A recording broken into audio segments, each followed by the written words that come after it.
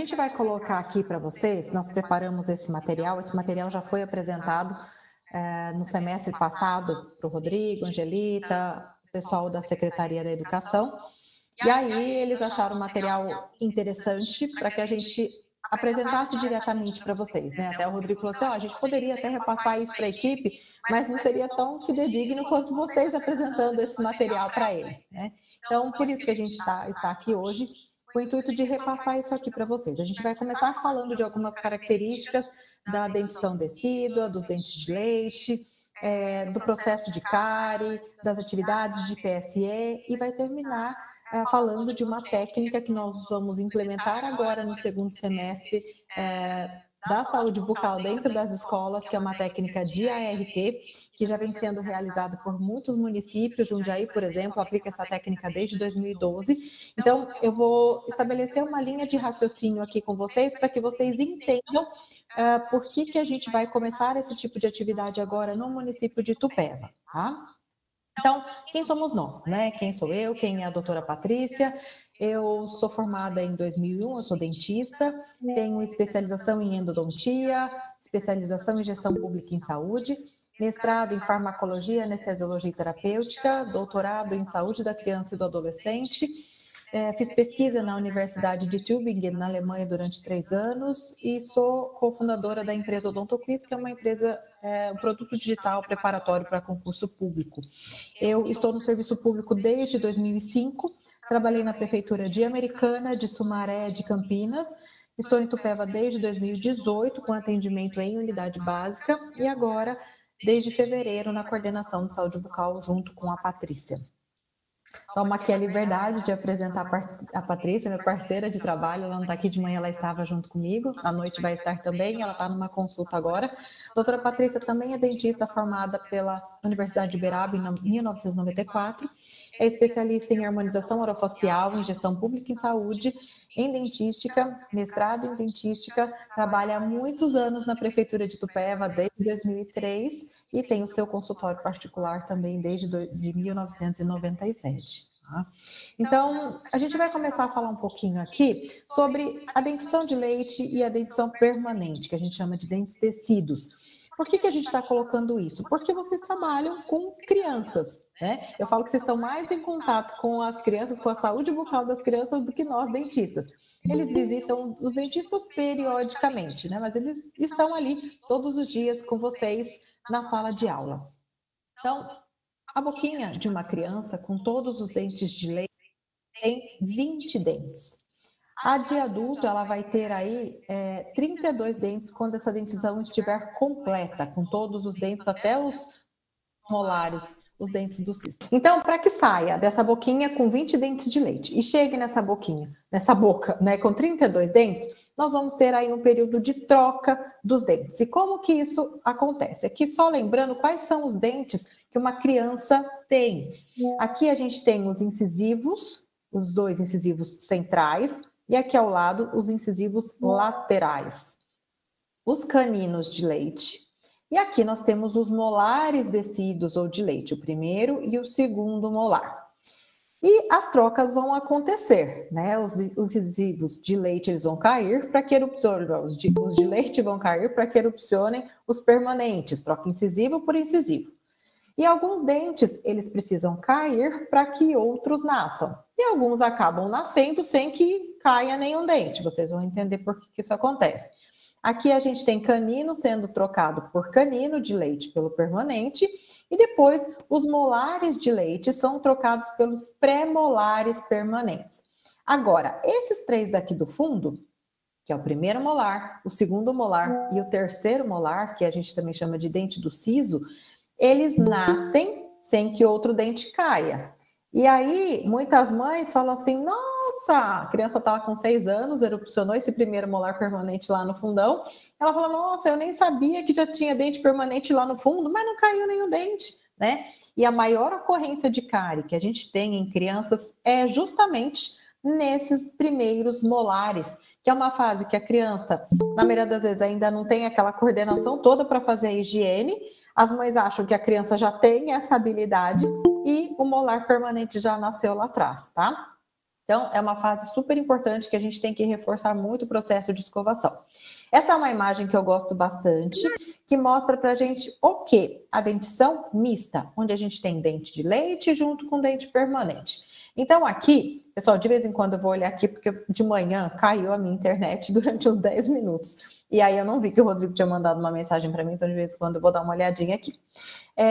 A gente tem aqui os 4 incisivos, os 2 centrais e os laterais já permanentes, ok? Aqui a gente tem o canino de leite, o primeiro molarzinho de leite e o segundo molarzinho de leite. Olha aqui embaixo o que acontece. Estão se formando os dentes permanentes. Então aqui eu tenho o canino de leite e o canino permanente está se formando lá embaixo. Os molares de leite e os pré-molares permanentes se formando lá embaixo. Aqui a gente tem o primeiro molar permanente. Percebam que eu não tenho nenhum dente se formando, porque é só ele, eu não tinha dente de leite aqui. E aqui é o segundo molar permanente se formando. E ainda deve ter um germezinho aqui escondido de um terceiro molar. O que é legal nessa imagem? Importante vocês entenderem que o dente de leite, ele também tem raiz. A maioria das pessoas acha que porque o dente de leite cai sem raiz, ele não tem raiz. E ele tem, são umas raízes grandinhas, né? E muitas vezes elas fazem um formato de chifre ali, abraçando a coroa do germe permanente que está em formação. Então, tem aquele processo de cárie que começa ali, né, na superfície do dente. Se não tratada, ela vai avançando e ela vai para essas raízes. E essa infecção pode chegar no germe do dente permanente. Então, é extremamente importante tratar a cárie em um dente de leite. Muita gente fala assim, mas é cárie no dente de leite? Vai cair mesmo. Deixa quieto, nem precisa levar para tratar. Sem contar, né, todo o aspecto de dor, de sensibilidade que essa criança tem por um processo de cárie. E essa infecção, ela pode se disseminar ali pelas raízes, pela polpa do dente, o nervinho do dente, causar uma infecção nesse dente permanente. E o dente pode nascer aí com algumas alterações, tá bom, pessoal? Então, toda a cárie, ela não começa igual tá aqui nessa segunda imagem, toda já preta, destruída, aquela cavidade grande, não. A cárie, ela começa como uma manchinha branca. Dá para ver aqui, ó. Toda a cárie começa assim. Então, a nossa intervenção, o nosso papel é o quê? Prevenir que essa criança tenha cárie. E se ela tiver, que a gente consiga identificar, diagnosticar nessa fase inicial e não deixar evoluir para esse buraquinho e depois para a perda total da estrutura desse dente, ok? Essa criança está mutilada. Então, o nosso papel aqui é prevenir e interceptar essa cárie o mais cedo possível. Nesse estágio de mancha branca, se nós fizermos flúor diariamente por meio do dentifrício, da pasta de dente, e flúor, aplicação pontual numa concentração maior, a gente reverte esse quadro e não descalcifica mais, não perde mais mineral, não vira buraco, não vira cavidade, tá bom? E como que a cárie acontece? Tudo começa com a placa bacteriana, ou também chamada de biofilme. Placa bacteriana, eu costumo dizer que, resumindo o resumo do resumo do resumo, né?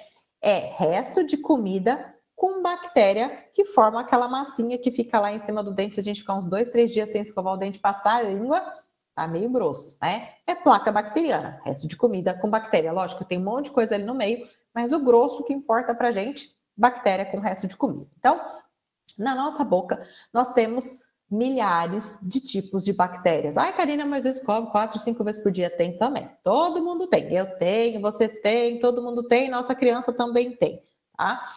E essas bactérias, elas vivem ali. E na presença de muita sacarose, de açúcar, né? A gente sabe que existem outros tipos de sacarose, mas o preferido desse tipo de bactéria que causa cárie é a sacarose. Ela está presente em maior quantidade nos doces, mas também tem nos carboidratos. Então, o que vai acontecer? Explicando de uma maneira bem simples. Essa bactéria vai pegar esse açúcar, essa sacarose, vai metabolizar, vai digerir, degradar esse açúcar e vai produzir um ácido, né? Para as crianças, a gente costuma dizer que a criança faz um xixi no dente. E aí, esse ácido, ele vai promover uma desmineralização. Esse dente vai perder mineral. E aí começa aquela manchinha branca, tá? Então, a cárie, ela começa com a manchinha branca, evolui para cavidades pequenas, depois maiores, até um processo de mutilação total. E a gente costuma dizer que não é uma cárie. Aquela criança que tem cárie, ela tem a doença cárie. E geralmente quando você observa uma cárie numa criança, você pode ver que na família tem histórico, tá? E não é muitas vezes porque a cárie é transmissível. Não, porque a cárie, ela é modulada comportamentalmente. Ela depende do comportamento daquela criança e daquela família, ok? Então, aqui, só para vocês entenderem a estrutura do dente, essa parte branca é o esmalte do dente, essa amarela é a dentina, ela é dura, mas não é tão dura quanto o esmalte. E aqui no meio, essa parte rosada é a polpa do dente, é o nervinho do dente. Então, a cárie, ela sempre começa lá no esmalte. Se a gente conseguir identificar logo, a gente paralisa e ela não evolui. Não controlamos, ela continuou evoluindo. E aí ela foi para dentina. E a dentina não é tão resistente quanto o esmalte. E aí ela começa a progredir de uma velocidade maior. Se a gente não fizer aí um processo restaurador, o que vai acontecer? Essa cárie, ela vai continuar evoluindo e agora vai para o nervinho, para a parte da polpa que a gente chama. Por isso que às vezes a gente tem até que fazer canal de dente de leite. Sim, para paralisar a cárie que está nesse terceiro processo aqui. E se a gente não faz isso, não trata, essa infecção, ela pode se disseminar pelo forame, que é o buraquinho que tem aqui no final da raiz, e causar uma infecção ali dentro do osso. Eu estou no serviço público já há um bom tempo. Eu já vi, acho que vocês que trabalham com crianças já devem ter visto também, né? Crianças com abscesso. Tá? O que é isso? Nada mais é do que uma cárie que começou ali por um processo aparentemente tão simples, básico, insignificante, e aquilo não tratado foi evoluindo e gerou um abscesso nessa criança. E isso pode ser extremamente perigoso, prejudicial, podendo comprometer a vida dessa criança, ok? Aí tem que ir para drenagem, ou extrai esse dente ou trata o canal, entra com antibiótico, é um processo bem complicado, tá? E aí, além do processo cárie, quando a gente tem acúmulo de placa, lembrando que placa é resto de comida com bactéria. A cárie ela é um resultado dessa placa em cima do dente. Agora, um outro afetado nessa história, uma outra afetada, é a gengiva, tá? Então, a gengiva tá ali, aqui nessa imagem a gente vê muito acúmulo de placa, né? Muito. E aí, o que essa gengiva tenta fazer? Ela estabelece um mecanismo de defesa. O que ela faz? Ela aumenta os vasos sanguíneos, ela promove uma vasodilatação, por isso que inflama, fica vermelha, inchada, e ela fala assim, vem células de defesa, me ajuda aqui a resolver essa sujeira aqui que eu não estou dando conta. E aí você tem um processo inflamatório instalado. Vasodilatação, células de defesa chegando, que só de você olhar para aquela gengiva ela já está sangrando, né? Só que ela não consegue resolver. Você só vai conseguir resolver esse processo quando você remover o fator que está agredindo, o fator agressor, que é a placa. Como? Escovando o dente, limpando tudo que está aí. Só que muitas vezes nesse momento vira uma bola de neve, porque aí a mãe fala assim, mas se eu escovo sangra. Escova, sangra, ela acha que ela está machucando, ela para de escovar. E ao contrário, de forma cuidadosa, adequada, de leve, mas ela tem que escovar. Tanto que, quando a criança chega com um quadro de gengivite muito exacerbado, e a gente orienta essa mãe, se ela fizer direitinho, 4 dias o processo está resolvido, tá? O problema é que, se ela escova, sangra, ela não continua escovando. E aí o processo piora e evolui de maneira que a gente não espera. E aqui, quando não resolvido o processo de gengivite, a gente tem instalado o processo de periodontite. O que é isso? O dente, a raiz do dente, ela não é grudada no osso. Ela é unida no osso como se fossem por cordinhas microscópicas, que a gente chama de ligamento periodontal. E aí, imagina que está essa infecção aí, o tanto de bactéria que tem nessa placa aí. As bactérias são microscópicas, então elas vão entrando, né, nesse ligamento periodontal, que é o que liga o dente no osso, e começa uma destruição geral, aí vai comendo, destruindo, se a gente pode falar assim, né, essas cordinhas que ligam o dente no osso, e aí é aquele caso que muitas vezes, não sei se já aconteceu com algum de vocês ou com algum parente, que fala assim, nossa, meu dente tá ficando mole, nossa, não tem cárie, não tem nada, mas olha, tá mole, caiu sozinho, ou pra você ir no dentista para ele tirar porque tava mole. Geralmente isso é fruto de uma periodontite, é a ação dessas bactérias com o resto de comida entrando nesse periodonto e destruindo o processo de sustentação que une o dente no osso. Então, olha o tanto de coisas que um simples acúmulo de placa, que parece inofensivo, pode fazer na dentição na boca de uma pessoa, né? Isso da criança, ou do adolescente, ou do adulto. Tudo bem, Rodrigo? Estão me ouvindo? Tá tudo certo? Todo mundo acordado por aí? Tudo ok, doutora. Pode Tudo mandar ok. bala. Então, pessoal, gengiva saudável não sangra. O que acontece muitas vezes é que a criança chega lá, não tem uma placa, o dente está brilhando. A hora que você olha para a gengiva, você fala, tem gengivite, mas não tem placa. Na verdade, não tem placa agora, naquele momento que a criança está ali no consultório. Porque é consulta com dentista, geralmente se não escovou em 2 semanas, vai escovar no dia que vai com o dentista, né?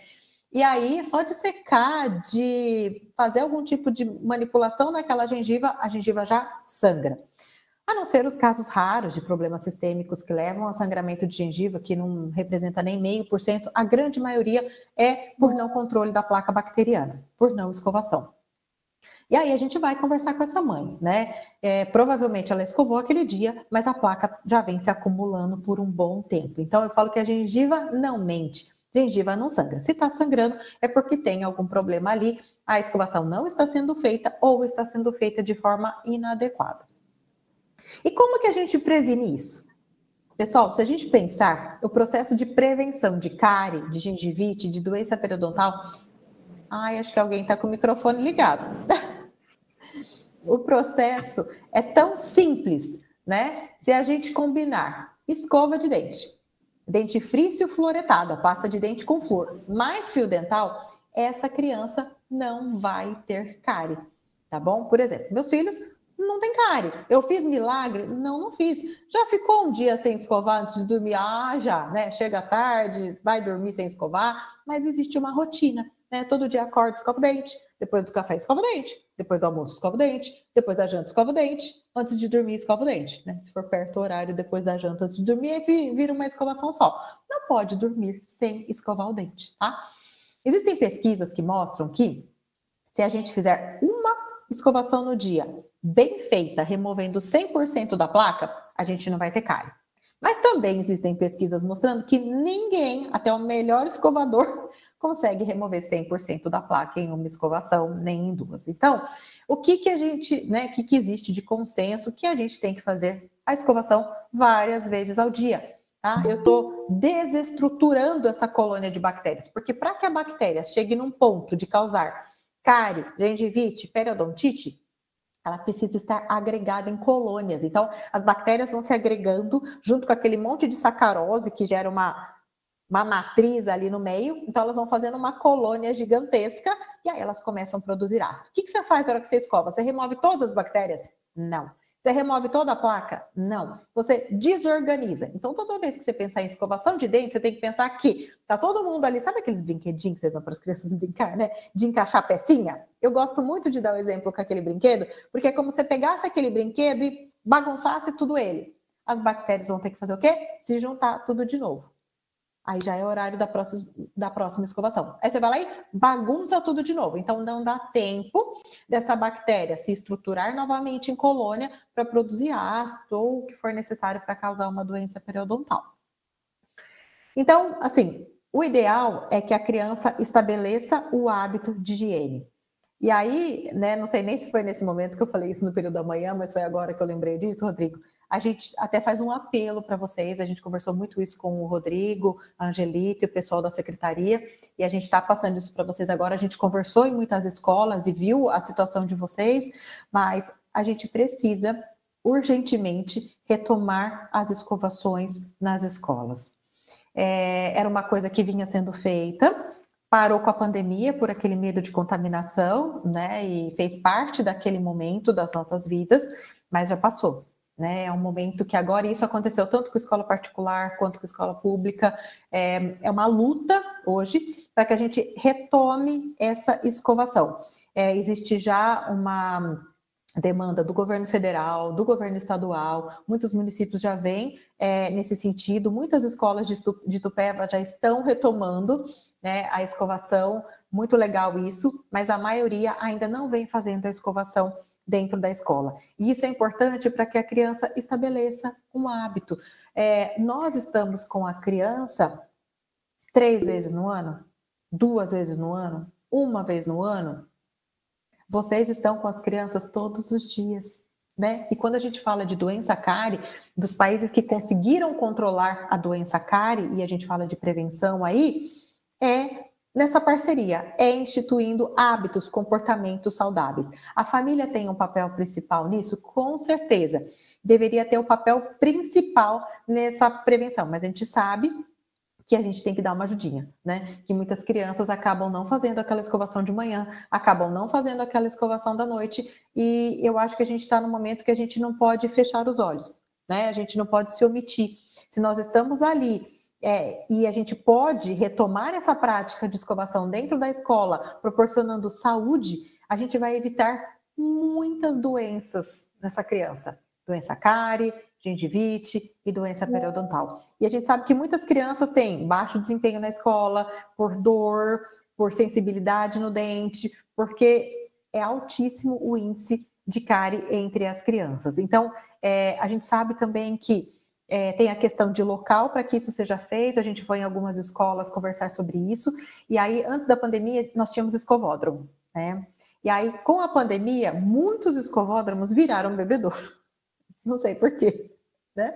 E aí agora muitas escolas falam assim, as diretoras falam, mas eu não tenho mais escovódromo, eu não tenho onde escovar, né? Então, é uma coisa que a gente tem que ir conversando, já conversamos com o Rodrigo, o pessoal da secretaria, a gente vai retomar esse assunto algumas vezes, entre vocês aí da educação, precisa ser um assunto a ser discutido e no sentido de retomar essa prática, ok, pessoal? A gente precisa dessa parceria. Então, alguns cuidados com as escovas. As escovas devem ser individuais. Nós sabemos que algumas famílias, por até situação socioeconômica difícil, acabam compartilhando escova, mas o ideal é que seja individual. Não secar com toalha de rosto. Eu gosto muito dessa figura aqui, dessa imagem, porque é exatamente isso que a gente pensa quando a gente vê uma escova. Se a gente pensar que tem tudo aquilo de bactéria dentro da nossa boca que a gente não enxerga, a hora que a gente termina de escovar, por mais que a gente limpe a escova, tem bactéria ali, né? Então, se você enxuga na toalha, vira bactéria para todo mundo, de todo mundo para todo mundo, tá? Evitar armazenar as escovas juntas. A gente sabe que em casa a gente coloca tudo num pote só. O ideal é que elas fiquem separadas, até se um está no estado gripal e acaba contaminando pela escova de dente, tá? De um para o outro. E remover resíduos e umidade após a escovação, porque senão a gente acaba criando um local de proliferação de bactérias, tá bom? Tudo bem aí, Rodrigo? Vocês estão me ouvindo? Tudo tranquilo? Tudo tranquilo, doutora. Tudo. Pode mandar bala.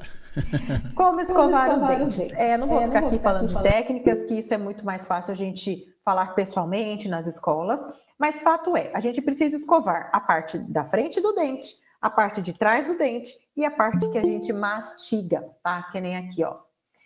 Parte da frente, parte de trás no 3, parte de trás dos dentes da frente, parte de trás dos dentes da frente de cima e a parte que a gente mastiga. Tá? Sempre pensando que são movimentos repetitivos, né? Hoje fala-se muito da técnica, tem um nome bonito, vou falar do vai e vem para ficar mais fácil de vocês entenderem, ou do trenzinho, tá? Então, é a técnica de base modificada. Então, fazer movimento de vai e vem, essa escova inclinada a 45 graus para a gengiva, o importante é desestruturar, seja com vassourinha, seja com bolinha, seja com vai e vem. Aí uma técnica vai ter porcentagem maior do que a outra de eficiência, mas se escovar já está ótimo, né? Então, a gente tem que desestruturar essa placa. Remover tudo a gente não vai nunca. Então, a gente tem que estar sempre entrando, a escova tem que estar sempre entrando em contato com esse dente para desestruturar essa placa. Uma coisa que a gente tem que tomar muito cuidado, e a gente até fala assim, quando for fazer a retomada dessa escovação nas escolas, não precisa ficar muito preocupado, eu tenho que corrigir a escovação, tem que escovar direito. Se puder fazer, excelente, mas não é o foco principal. O foco principal é que a criança restabeleça essa rotina. Muitas crianças, eu vejo pelos meus filhos, perderam a rotina de escovar dente depois do almoço, tá? Porque parou com isso, né? Eles ficam praticamente o dia todo dentro da escola, aí falaram que não podia mais escovar o dente, E agora a gente está tendo que retomar isso, e como é difícil, porque escovar dente dá trabalho? Dá. Escovar dente é chato? É. Escovar dente bagunça a escola? Bagunça aquele momento. Então, se é ruim para a criança, é ruim para quem está fazendo, acaba não fazendo. Então, a gente tem que fazer aí um esforço maior, pensando no objetivo principal de saúde dessas crianças para a retomada da escovação dentro desse ambiente escolar. Então, eu estava falando que, gente, eu falo muitas vezes, viu? A nossa preocupação não precisa ser tanto, tá escovando certo, não tá. Uma coisa que a gente tem que se preocupar é a quantidade de pasta. Nunca fazer isso, né? Propaganda de pasta de dente. O que a gente tem que pensar? Nasceu o primeiro dentinho, vai utilizar pasta com flúor. A gente sabe que existe um monte de coisa falando sobre flúor na internet, um monte de fake news, mas fato é que Academia Americana de Pediatria, Brasileira de Pediatria, Governo Federal, Organização Mundial da Saúde, todo mundo preconiza o uso de dentifrício fluoretado, nasceu o primeiro dente. Ai, Karina, mas e se essa criança engolir flúor, não pode causar fluorose? Fluorose, claro que existe, mas para ela ter uma fluorose, ela tem que engolir muito flúor. E é por isso que a gente vai controlar a quantidade dessa pasta. Então, o que vocês têm que se preocupar no momento ali da escovação é quanto de pasta essa criança está colocando. O ideal é que o cuidador, o responsável ali na escola, coloque a pasta e deixe as crianças escovar da maneira como ela quiser, ela vai ganhando habilidade com o tempo, tá? Então, de 0 a 3 anos, a gente fala que é meio grão de arroz. Sabe o que é um grão de arroz? É meio grão de arroz. Tá ótimo, é a quantidade que ela precisa de flúor para remineralizar o dente, não falei isso. O flúor, por que ele é importante? O dente, no processo de cárie, ele perde mineral. O flúor, o que ele vai fazer? O processo inverso. Ele vai fazer o dente ganhar mineral. Então, ele é extremamente importante na fase de prevenção e principalmente quando está começando aquelas manchinhas brancas. Porque daí o dente está num processo ali, não sabe se ele vai ou se ele fica, né? Se ele vira buraco ou se ele ganha mineral. Se a criança não escova, tem açúcar entrando ali a todo momento, vai virar buraco. Não tem jeito. Se ela usa dentifrício fluoretado várias vezes por dia, mesmo que ela não faça aquela aplicação lá no dentista de flúor com maior concentração, essa quantidade já é suficiente para que o dente ganhe mais mineral do que perca. E aí paralisa o processo de cárie. 3 a 7 anos, 1 grão de arroz. E acima de 7 anos, 1 grão de ervilha. Não precisa colocar um monte de pasta. Não precisa não pode colocar um monte de pasta, tá? A gente tem que regrar a quantidade de pasta. Fluorose. Fluorose existe. É difícil achar alguém com fluorose, tá? Isso é foto de livro. É um manchamento que acontece no dente permanente por conta de ingestão e de engolir pasta durante a dentição de leite. Mas é muita pasta, tá, gente? É uma quantidade excessiva. A gente sabe que tem criança que pegava aquelas tandes, né, e comia pasta. Então, tem que controlar a quantidade de uso de pasta. A gente sempre fala assim, a criança precisa de uma medicação, qualquer que seja, para uma determinada doença. E se a criança tomar aquele vidro inteiro da medicação, ela pode ter uma consequência, um efeito prejudicial. Por isso, você vai deixar de dar aquela medicação na dose que a criança precisa? Não. Você vai regrar e vai dar. Pasta de dente é a mesma coisa. É uma medicação. O flúor é uma medicação para os dentes. Então, porque existe o risco de fluorose. Se ela comer o tubo de pasta inteiro, você vai deixar de usar? Não. Você vai utilizar na quantidade prescrita, na quantidade recomendada. Ok? Porque ela precisa daquela quantidade de flúor diariamente. Ok, pessoal? É tão duro falar sem olhar para vocês, gente. Antigamente a gente era acostumado a falar para aquele, né, auditório cheio. Eu tô aqui falando para a minha tela, mas espero que vocês estejam entendendo tudo que eu tô falando. Então vamos lá. Outra questão importante, cárie interproximal. A gente falou que a escova de dente limpa a frente, a parte de trás do dente e a parte que mastiga. E o meio do dente? A bactéria não escolhe lugar para ficar. Onde ela acha um cantinho ali, ela fica. E o meio do dente é um dos lugares preferidos, porque a escova não passa, a escova não entra.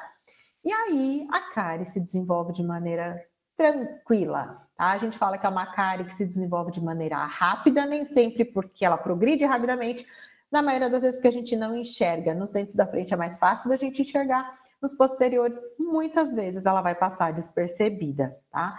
E aí, a hora que a gente vê, já é uma cárie que está chegando lá na polpa e precisa de um tratamento de canal. E aí fala, nossa, mas eu nem tinha visto que tinha uma cárie aí. né? Cárie interproximal é extremamente perigosa.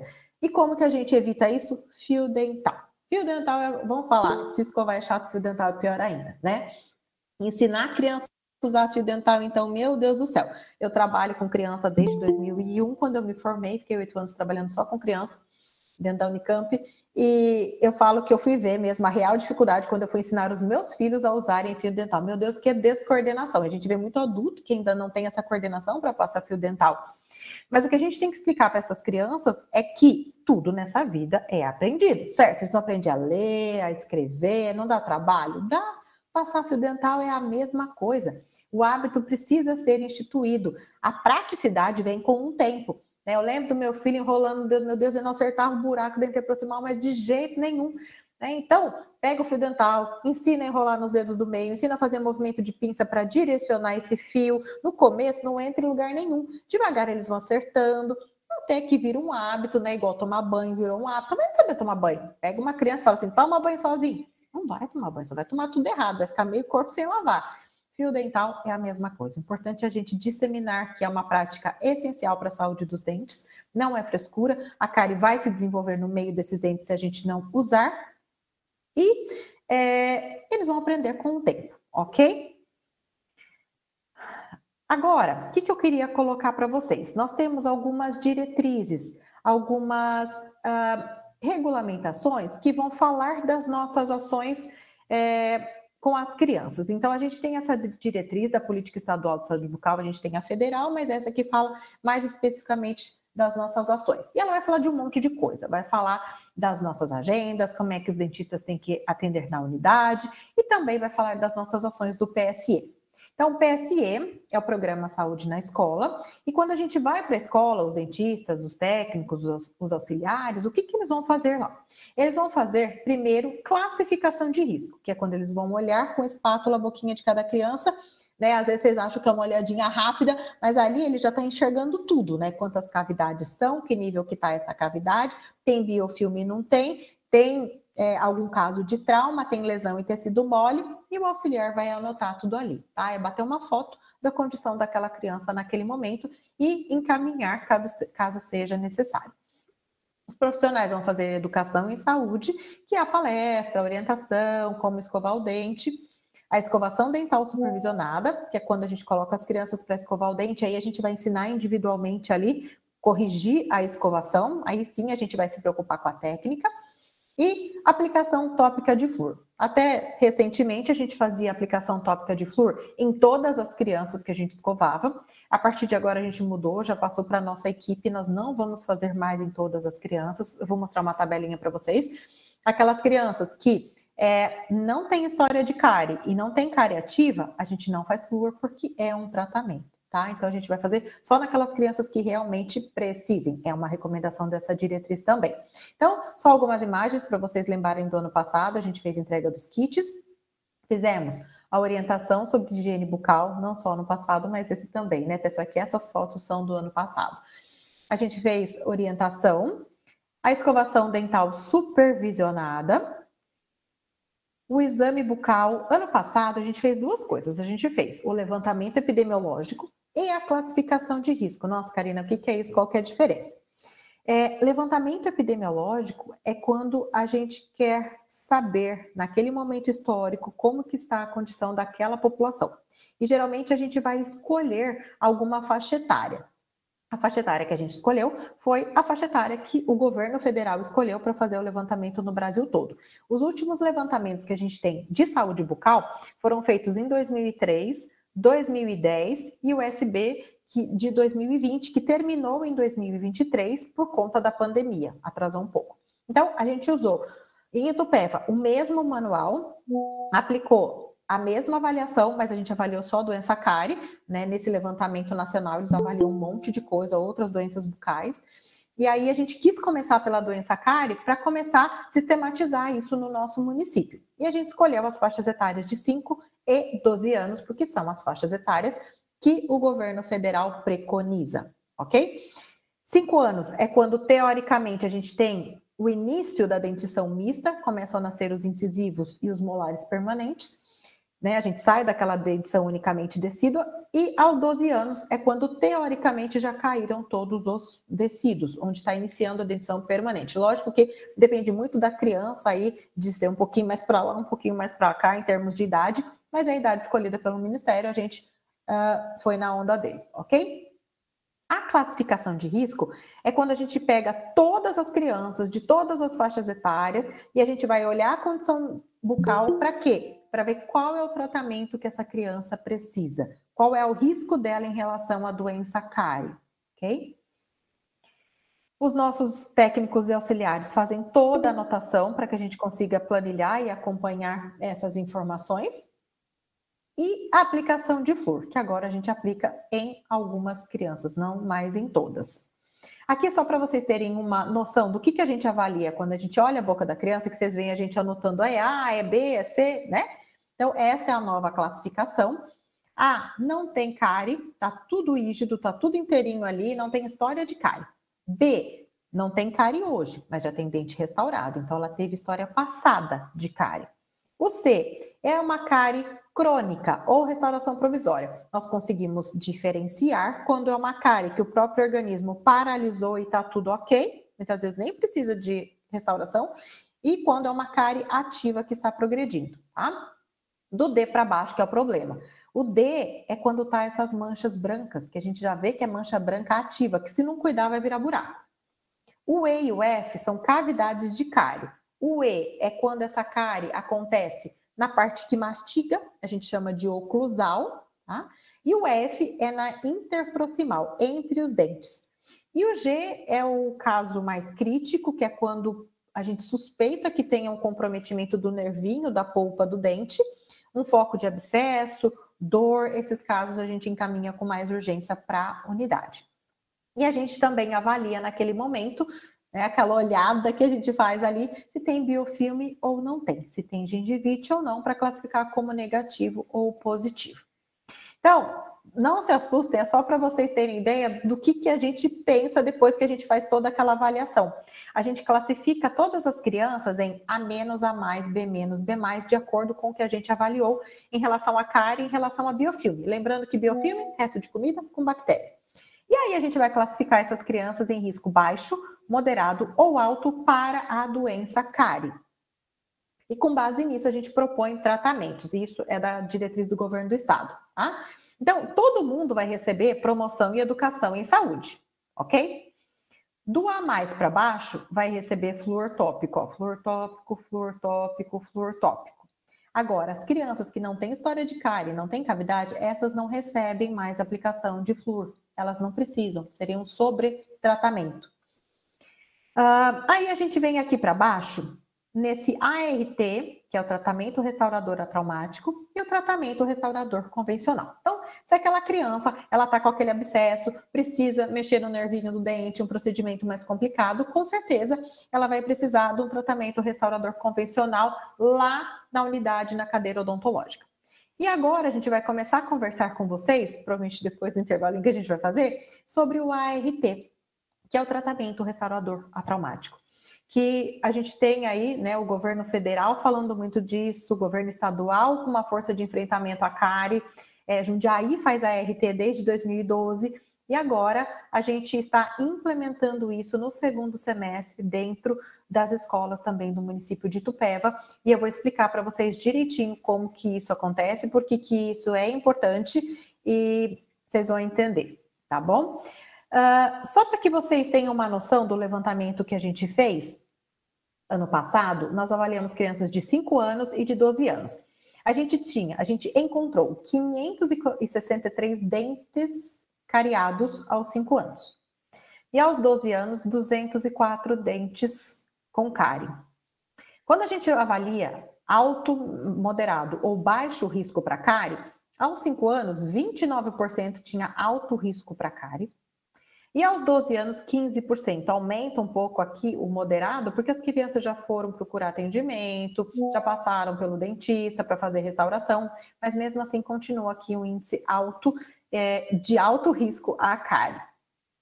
Ali a gente estava falando de dentes. Agora, se eu falar de criança, porque tem criança que tem uma cárie, tem criança que tem 12, 13, todos quase dentes com cárie. Então, quando eu falo de crianças, aos 5 anos, 424 crianças não tinham cárie. 172 crianças tinham. E se eu pensar lá quantos dentes eram, 563 cáries, dentes cariados, estão nessas 172 crianças. Tá? Por isso que a gente fala que a doença cárie, ela está relacionada a comportamento, né? Aí aqui aos 12 anos, 625 crianças não tinham cárie e 100 tinham. Eram 200 e poucos dentes, então mais ou menos 2 dentes aí para cada criança, ok? E aqui a distribuição de crianças com cárie nas escolas. A gente fez um levantamento esse ano também. Com a classificação de risco, a gente conseguiu ver isso com mais fidedignidade, porque isso foi só aos 5 anos. A gente fez agora de todas as faixas etárias. E é com base nessa classificação desse ano que a gente vai escolher as escolas que vão começar o ART. Então, esse ano nós fizemos 11.136 ações de saúde bucal no PSE, que é classificação de risco, escovação, aplicação de flúor. Só para vocês terem ideia, em 2023, quando a gente retomou isso, a gente achou que tinha sido bastante, né? Foram 4.143 ações de PSE. Esse ano nós estamos no meio do ano, fizemos 11.000, vai aumentar ainda mais esse número até o final do ano. Nós fizemos classificação de risco em 31 escolas. A gente está terminando de tabular esses dados, de planilhar, e a gente precisa finalizar 14 escolas. O Sabó a gente não fez classificação de risco. Quando a gente for lá, vai fazer classificação, escovação e flúor em quem precisar. E essas outras escolas a gente não tinha profissional suficiente para finalizar, então a gente vai fazer agora no último quadrimestre, ok? Quando a gente fala de classificação de risco, nós encontramos 3.408 crianças, aqui são crianças, tá? Não são dentes, sem cárie, sem história de cárie. Mas a hora que a gente vem aqui para o EFG, que são cáries com cavidade, porque o D era início de cárie, aquela mancha branca. Então aqui EFG é a nossa maior preocupação. A gente teve 1.437 crianças nessa classificação. Estou falando de crianças. Se eu pensar que ali pode ter 2 cáries, 3, 4, 5, esse número ele vai subir quando eu falar de dentes, né? Ele é multiplicado aí por 3, 4, 5, ok? E aí, agora, a gente vai entrar especificamente na técnica de ART, que é uma palavra em inglês, trazendo para o português, é o TRA, que é o tratamento restaurador atraumático. Agora a gente vai falar especificamente do ART, que é o tratamento restaurador atraumático. Isso a gente tirou da onde? Da nossa cabeça, da minha, da Patrícia? Não, nós estamos embasadas em documentos do próprio governo federal. Então, nós temos na saúde bucal alguns indicadores que vão nortear as nossas ações, né? Se a gente não cumpre esses indicadores, vocês devem ter também na educação, né? Se a gente não cumpre determinados indicadores, não existe repasse de verba para o município. Então, isso mostra com determinada ação para o governo federal ou não. Então, em 2023, a gente teve uma portaria lá no dia 17 de julho que colocava 12 indicadores para a saúde bucal que os municípios deveriam cumprir, e um deles era a proporção de tratamentos restauradores atraumáticos, ART, em relação ao total de tratamentos restauradores. Então, nessa portaria de 2023, já estava lá o ART como um indicador. Em 2024, em abril agora, caiu aquela portaria e entrou essa nova portaria 3493, que reduziu para nós de 12 indicadores para 6 indicadores, mas o ART continua lá, né? Tratamento restaurador traumático continua como um indicador do governo federal para a saúde bucal dos municípios de um modo geral, tá? E com base nisso, existe um trabalho intenso do governo federal e dos estados para promover essas ações. E aqui no estado de São Paulo, formou-se um grupo que é de força-tarefa de enfrentamento da cárie no governo do estado. Esse trabalho, esse engajamento, ele é promovido pela Maria Fernanda Tricoli, que é a nossa representante, né, dos dentistas no governo do estado, e professoras, no caso, começou com as professoras da USP, né, principalmente a Fernanda Carrer, e hoje a gente já tem adesão de outras universidades, né, da Unesp, aqui embaixo. É um movimento que ganhou muita força. E o que a gente faz nesse movimento? A gente tem reuniões toda sexta-feira, 10h30 da manhã, para discutir estratégias de enfrentamento da doença cárie no estado de São Paulo especificamente. Porque a gente começou falando assim, peraí, a gente já tem se esforçado tanto, feito tanta coisa, mas a gente não está conseguindo baixar a cárie desse índice. Né? A gente parou ali e daí não vai. Então, o que a gente está fazendo de errado? Ou o que a gente está fazendo mais ou menos certo? O que a gente tem que implementar? E aí, uma das estratégias que nós temos discutido muito e que nós temos encontrado, não falo só eu, né? São todos os municípios, como forma de enfrentamento à cárie, é o ART. Então, deixa eu colocar para vocês aqui um pouquinho do ART para que vocês entendam o quão importante essa prática é.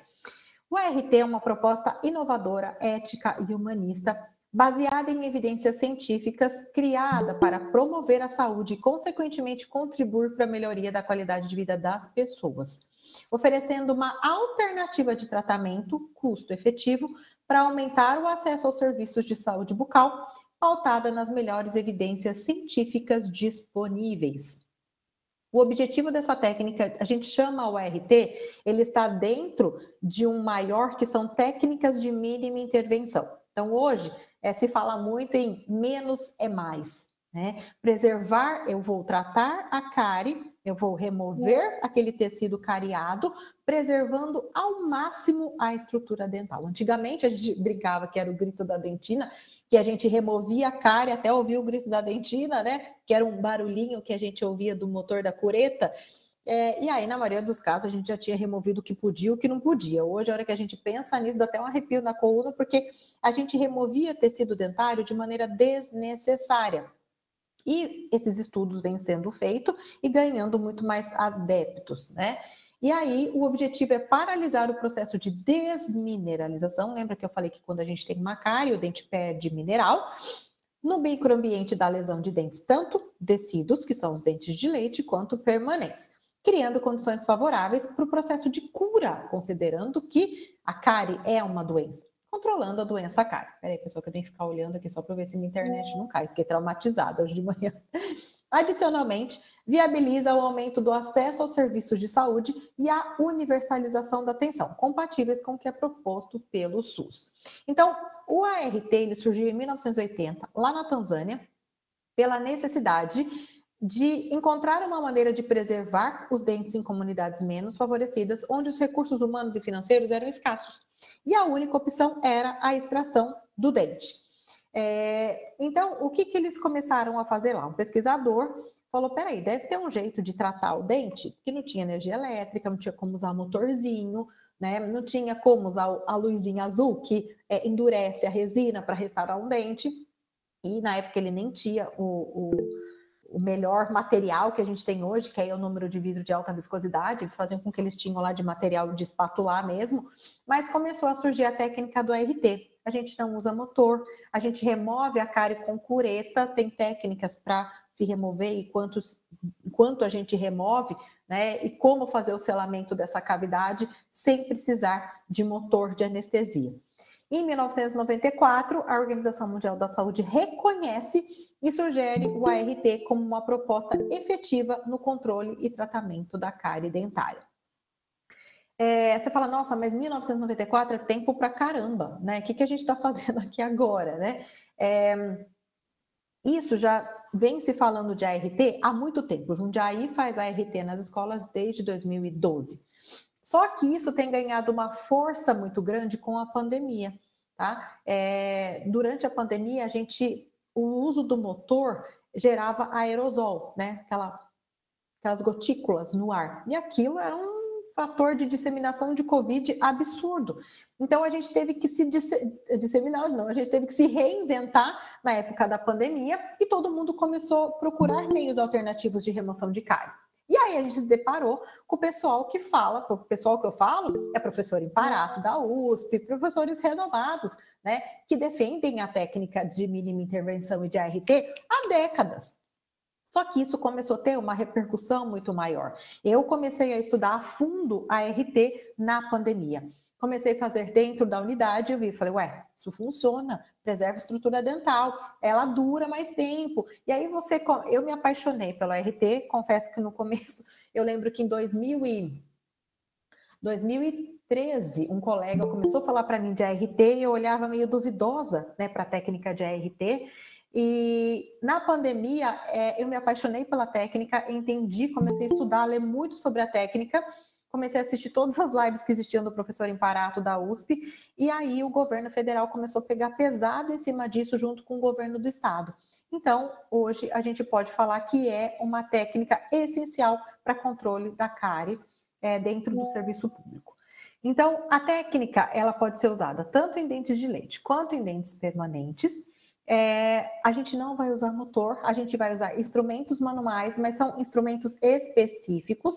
A gente conseguiu fazer a compra desses instrumentais, conseguimos 40 kits, e agora, no começo de junho, o governo federal, com o intuito de alavancar ainda mais essas ações de ART nos municípios, ele lançou uma verba extra. A gente tinha 3 dias para se inscrever, se eu não me engano, era de segunda a sexta, e na quarta já estava tudo finalizado por conta do período eleitoral, e a gente se inscreveu na segunda-feira e conseguimos essa verba. Era um repasse de verba para era R$7 para cada criança matriculada nas escolas municipais, credenciadas ao PSE. Então, a gente conseguiu uma verba de R$76 mil. A doutora Patrícia está terminando de fazer agora o DFD e o ETP, e a gente vai direcionar especificamente para as ações de ART. A gente vai fazer a compra das lanternas de cabeça, que a gente precisa para ter uma boa visualização, mais instrumentos manuais, mais kits, e também aqui embaixo eu coloquei o CIV de alta viscosidade. O material que se usa, o material padrão ouro para fazer a ART é o ionômero de vidro de alta viscosidade. A gente não tinha no município nenhum, 0. Aí a gente conseguiu fazer a compra de 20 caixas desse material, e agora, com essa verba extra que o governo ofereceu, a gente vai destinar a compra dos instrumentais que são específicos, mais caixas de ionômero de vidro de alta viscosidade. E esse material, ele é fantástico. E além de todas as suas propriedades maravilhosas, ele libera flúor. Então, além de você fechar aquela cavidade, é um material que é passível de ser utilizado dentro dessas condições que eu vou explicar para vocês, ele libera flúor. Então, além de tratar aquele dente, selar, diminuir sensibilidade, ele libera flúor. Ele fica tratando outras cáries que estão em estágio inicial ali dentro da cavidade. Tudo bem aí, Rodrigo? Eu me empolgo, né? Eu falo demais, nem pergunto se vocês estão aí, está tudo bem? Vocês estão me ouvindo? Tudo tranquilo, doutora, Tudo pode bem. continuar. Essa é uma técnica que a gente não usa anestesia, não usa motor. Ela é indicada para cavidades de média e pequena profundidade. Lógico que a indicação tem que ser muito precisa, tá? Não são todos os dentes que podem passar por ART. Não são todos os dentistas da nossa rede que estão habilitados para fazer esse procedimento, são 8 profissionais. Nós fizemos o treinamento com o pessoal de Jundiaí, hoje estamos habilitados para fazer esse tipo de treinamento, de procedimento. E eu falei de treinamento porque Jundiaí ofereceu mais uma etapa de treinamento, talvez a gente mande mais profissionais para lá agora no segundo semestre. Então a gente se preocupar muito com essa parte de treinar os nossos profissionais para fazer um procedimento eficaz, eficiente e fazer a indicação correta. Isso é super importante. E o nosso objetivo sempre no RT é preservar o máximo de estrutura dental. Porque quando a gente entra com broca, isso em consultório é válido também, a gente desgasta muito o dente, né? Você fala, mas a broca é tão pequenininha, mas o dente também é. Às vezes, remover 2 milímetros a mais faz uma diferença enorme para a vida daquele dente. Porque a gente tem que pensar que aquela restauração ela não vai durar a vida inteira do indivíduo, ela vai ter que ser trocada em algum momento. Se ela vai ser trocada, a broca passou ali, ela removeu mais 1 milímetro de dente. E aí é um dente que era uma restauração, daqui a pouco já evolui para canal, depois evolui para uma coroa e vai terminar lá com extração e implante. Então, quanto mais a gente puder preservar essa estrutura dental, é melhor. Então, aqui, só para mostrar para vocês algumas imagens que Jundiaí cedeu para a gente, é uma técnica que a gente vai fazer dentro da escola, considerando todas as questões de biossegurança, de esterilização de material. Existe todo um protocolo para que isso seja feito dentro da escola, respeitando as regulamentações de biossegurança. Essa é de Jundiaí também. Aqui, Araçatuba forneceu essas imagens para a gente. Nós fazemos parte de um grupo no WhatsApp de enfrentamento à cárie no estado de São Paulo. E assim, todo dia chegam fotos desse tipo, porque todos os estados, quem não está fazendo, está começando, né, como nós, e tem sido uma estratégia muito legal, muito interessante, de muito sucesso. E o relato dos colegas é que as crianças, elas chegam, muitas vezes temerosas, e saem felizes querendo voltar, né? No meu dia de treinamento lá em Jundiaí, eu peguei uma criança que chegou chorando. A menina, ela deitou, mas ela escorria lágrima. Aí eu parei, sentei ela, fui conversar. Ela falava assim: doutora, eu passei por um tratamento com o dentista, doeu muito e teve que tirar o dente. Ela contou a história toda, né? Tadinha, sofreu bastante. E aí eu falei para ela: você confia em mim? Que o procedimento, e ela tinha 2 cavidades. E aí a gente já aproveita o momento para fazer o selamento, o selante dos molares permanentes. Você faz tudo numa sessão só. E aí ela fez que sim, mas tipo, ela estava morrendo de medo. E aí fizemos todo o procedimento, removemos a cárie com os instrumentais na sequência adequada e fizemos o selamento com o número de vidro de alta viscosidade e o selante nos molares permanentes. Ela saiu tão feliz daquele atendimento, ela falou assim, e não doeu mesmo, e foi muito legal. E ao dente que ela estava com sensibilidade, ela já saiu sem sentir dor dali, tá? Então, na maioria das vezes, a gente consegue resolver o caso daquela criança naquele momento, ali. Então, é uma técnica que tem tido muito resultado em diversos municípios. Aqui Araçatuba também, que cedeu foto para a gente, mais um pouquinho da técnica aplicada em Araçatuba. Aqui em Birigui, olha o tamanho das crianças, né, passando pelo procedimento, e é super tranquilo, pessoal, é bem bacana. Aqui somos nós, eu e a doutora Patrícia, fazendo treinamento lá em Jundiaí. Fica aqui meu agradecimento, ela não está aqui presente, mas a doutora Eveli, ela conduz o trabalho de ART, ela é uma dentista, lá em Jundiaí desde 2012, é um trabalho exemplar, ela veio oferecer curso teórico para a nossa equipe e conduziu todo o treinamento presencial da nossa equipe em Jundiaí, e sempre assim, ela falou, quando vocês começarem na escola modelo, eu vou com vocês para começar o projeto. Então fica aqui o meu agradecimento. Ela tem um coração enorme e disponibiliza conhecimento assim de uma forma, ela emana conhecimento, né? E então o que é importante? Que hoje a gente sabe que o ART é uma opção moderna e conservadora diante dos princípios da mínima intervenção odontológica e do aumento da expectativa de vida do dente. A abrangência da técnica não se restringe apenas a comunidades carentes e países subdesenvolvidos, mas reforço que ela se torna ainda mais importante nesse cenário. E o ART possui evidência científica para ser indicado na prática clínica. O professor Imparato da USP, ele publica casos assim todos os dias no seu Instagram, ele oferece cursos, o curso dele é caro, inclusive sobre práticas de ART, e ele defende muito o ART não só dentro da escola. Ele defende o ART até em consultório particular. Ele mostra o acompanhamento de casos que muitas vezes a gente abriria e faria um tratamento endodôntico, que é tratamento do canal. E ele mostra e fala que você não precisa, se você aplicar a técnica de ART de maneira adequada, lógico que tem a sua indicação, você evita tratamentos invasivos e preserva esse dente. Eu sou endodontista de formação, eu tenho especialização em endodontia. E hoje eu fico lembrando cada dente que eu abri, que podia ser que eu não tivesse que ter aberto, que eu conseguiria fazer por técnica de ART, preservada a estrutura daquele dente. Então, é uma técnica que a gente tem que valorizar, estudar e aplicar, porque é o que a gente tem de mais moderno em termos de mínima intervenção. Então, hoje o ART ele encontra-se difundido por 6 continentes, em mais de 20 países, atendendo especialmente a população economicamente menos favorecida, que abrange no mínimo 2/3 da população mundial, sendo considerado um tratamento revolucionário no combate à cárie dental. O ART ele é considerado hoje uma proposta importante para o controle da doença cárie em saúde pública, considerando que existe uma lacuna no tratamento restaurador para grande parte da população de países em desenvolvimento. Se a gente pensar daquele número que eu mostrei para vocês, que nós temos 1.000 e poucas crianças que precisam de atendimento naqueles níveis E, F e G, que tem cavidade, precisa restaurar. O serviço público não consegue absorver tudo isso, né? Lógico que tem alguns casos específicos que a gente vai encaminhar para o tratamento dentro do consultório, porque precisa desse tipo de atendimento. Mas a hora que a gente vai para dentro da escola, fazendo esse tipo de atendimento com eficácia, com eficiência, com resolutividade, a gente acaba também desafogando o atendimento de consultório para aqueles que realmente precisam daquele tipo de atendimento. Então, isso é organizar a demanda dentro do serviço de saúde bucal. E aí, chegando quase aqui no finalzinho, o foco do nosso tratamento, do nosso atendimento, do ART é a criança.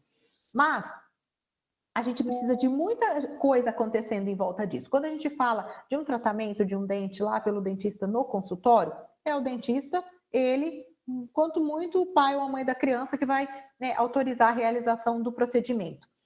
Agora, tá tudo bem aí, Rodrigo? Vocês estão me ouvindo? Foi nessa parte que caiu de manhã, né? Tranquilo, a gente está ouvindo aqui, doutor. Pode mandar a bala. Então, quando a gente fala de ART, a gente precisa de uma pactuação muito maior. Primeiro, nós da coordenação levantamos essa questão, falamos já passou da hora de introduzir isso no nosso município, né? Todos os municípios ao redor estão fazendo, falaram assim, não, nós temos que correr atrás, Tupéva está perdendo em relação a isso, né? A gente apresentou, a gente chamou a Eveli para fazer uma palestra, um dia de 4 horas com a nossa equipe. E aí, a gente teve vários momentos de conversa com os nossos dentistas e auxiliares, e aqueles que estavam interessados passaram por treinamento com ela lá em Jundiaí. Então, a gente tem que pactuar, ganhar conhecimento e treinar a nossa equipe. Já fizemos isso. A gente precisa de materiais e instrumentais adequados. Não dá para sair fazendo, a gente já queria ter começado isso no começo do ano, mas não dá para sair fazendo na louca com qualquer coisa. Então, nós fizemos a compra dos instrumentais adequados para esse procedimento.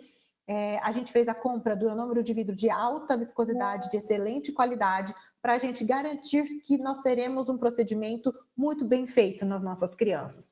A gente tem que ter o apoio da gestão, né? Nós levamos isso para a nossa secretária da saúde, a Catarina, ela abraçou a causa e falou assim, pode ir que eu apoio vocês. A gente levou isso para a Secretaria da Educação, sentamos com o pessoal, eles também abraçaram a causa. E agora nós estamos nessa etapa de trazer essa informação para vocês, que são os profissionais que trabalham ali na educação, que trabalham ali na ponta. Porque nós não conseguimos fazer um trabalho desse sem a colaboração de vocês. É um trabalho de parceria, tanto de retomada de escovação nas escolas, o trabalho de PSE e agora o de ART. Nós estamos terminando de tabular os dados, de planilhar os dados da classificação de risco desse ano.